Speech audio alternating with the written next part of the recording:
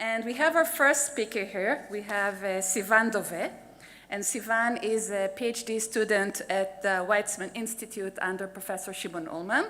And she's also a research scientist at IBM. And Sivan is going to talk about teaching structured vision and language concepts to vision and language models. Sivan, please.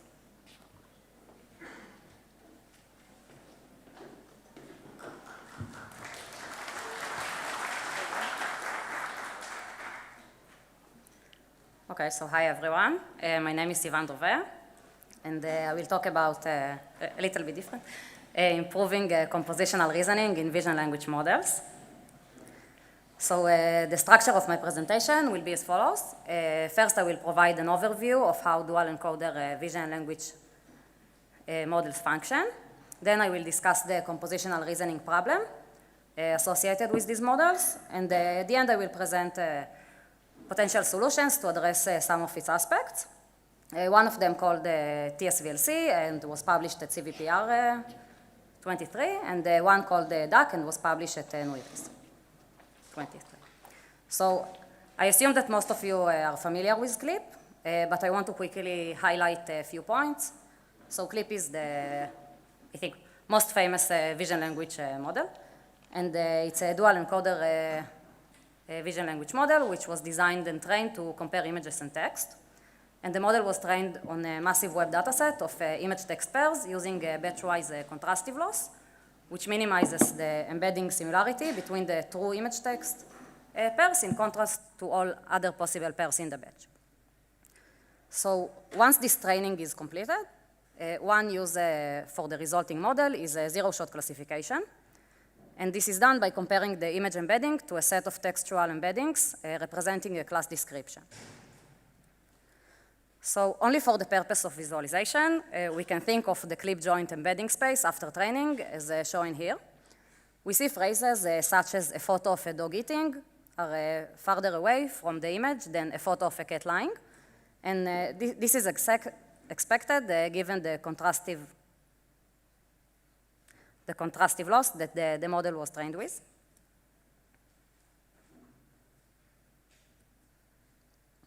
However, when we examine more subtle differences, such as a photo of a cat lying and a photo of a cat drinking, we see that both samples are very similar to the image in the joint embedding space.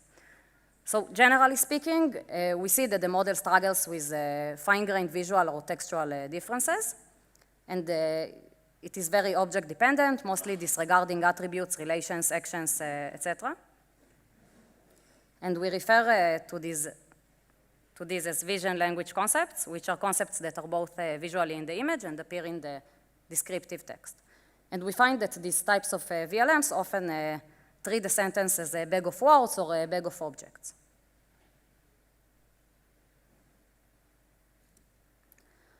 Okay, so we believe that the reason for this behavior lies both in the training data and the batch-wise contrastive objective.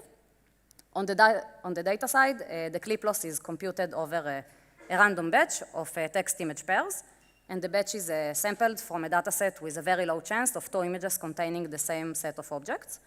And on the objective side, the weight for each negative sample is the same. So even if we have two examples with the same objects, it will have a minor effect of the loss. So with those insights in mind, our solution addresses both the data and the objective issues. So first, let's discuss the data aspect. So let's take this image, for example, with its original caption, a gray cat sits on top of a chair. When examining the text from other instances in the batch, we see samples like several school kids dancing or two happy squares, which are obviously very easily distinguishable from our original image text pair. So just the objects, cat and kids, are informative enough. So to counter that, we propose adding specific negative examples. We apply small textual perturbation on the different vision language concepts that we want the model to focus on. And for example, here we change the color of the cat from gray to ruby. So in our CVPR paper, we propose two ways to create negatives. The first method, which we call the rule-based, analyzes the caption and identifies predefined parts of the sentence that describe things such as colors, actions, materials, and so on. And next, we randomly select one of the detected words and replace it with another within the same category. For instance, if the caption mentions the color gray, we might replace it with another color like ruby. And the benefit of this method is our ability to explicitly add the SVLCs that we want the model to know. By keeping a list of each SVLC, we can make sure that we uniformly sample from all the possible values, even the unlikely ones.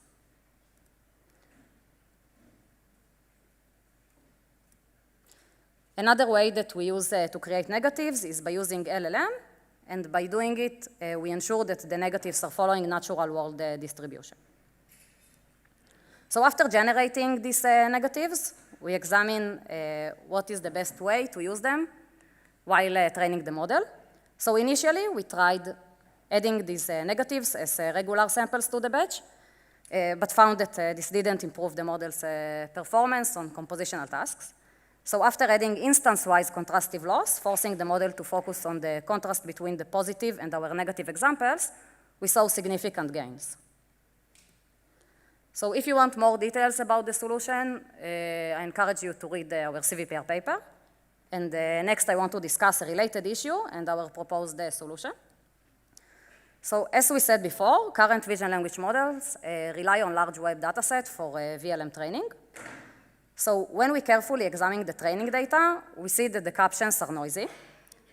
Most text samples were not initially intended as captions in the sense that they do not describe the content of the image. They add some content, maybe partially content, or I don't know, personal experience or jokes. So for example, consider an image with the caption cat girl.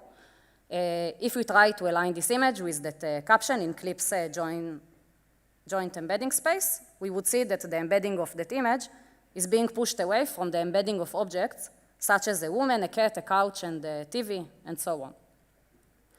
So in our NUIRIPS paper, we propose a method to improve the model's vision language alignment.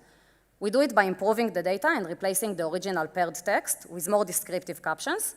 We specifically target two aspects of the text, the quality, ensuring that the text appears in the image, and the density, making sure that all visual aspects are represented in the text. So to create dense captions, we have two ways. The first one is SEM-based. SEM is a method that outputs segments in an image. So first we use SEM to get segments from the image, and then we take a crop around each segment. Last, we use a captioner on these crops and get multiple captions that describe parts of the image. The second method is LLM-based. In this method, we first use a captioner to replace the original caption of the image. Then we ask LLM with the prompt, what can I expect to see in a scene of, and then the caption. And the LLM will output general descriptions. We also use the SVLC method from before for all of our new captions. And now to fine-tune a model with this new data, we are using contrastive loss, negative loss from the SVLC paper, and MILOS that handles hallucinations of the LLM. And again, I encourage you to read the NUIRIPS paper for more information. So we tested our models on the VL checklist and ARO benchmarks, which consist of one image that paired with two captions that differ by few words. So from the results, you can see that using both of the negative generation approach is helping a lot, with a 16% improvement over the clip baseline. And when we are adding the quality and density methods, we get an additional 6% increase, which gets us to 22% over clip. So, okay, so what I want you to take from this presentation is that you should look at your data and objective. If it doesn't make sense, improve it with off-the-shelf models. If you do it correctly, you're supposed to get gains. And thank you for listening. If you have any further questions, feel free to contact me, DM on Twitter, mail, or Thank you very much.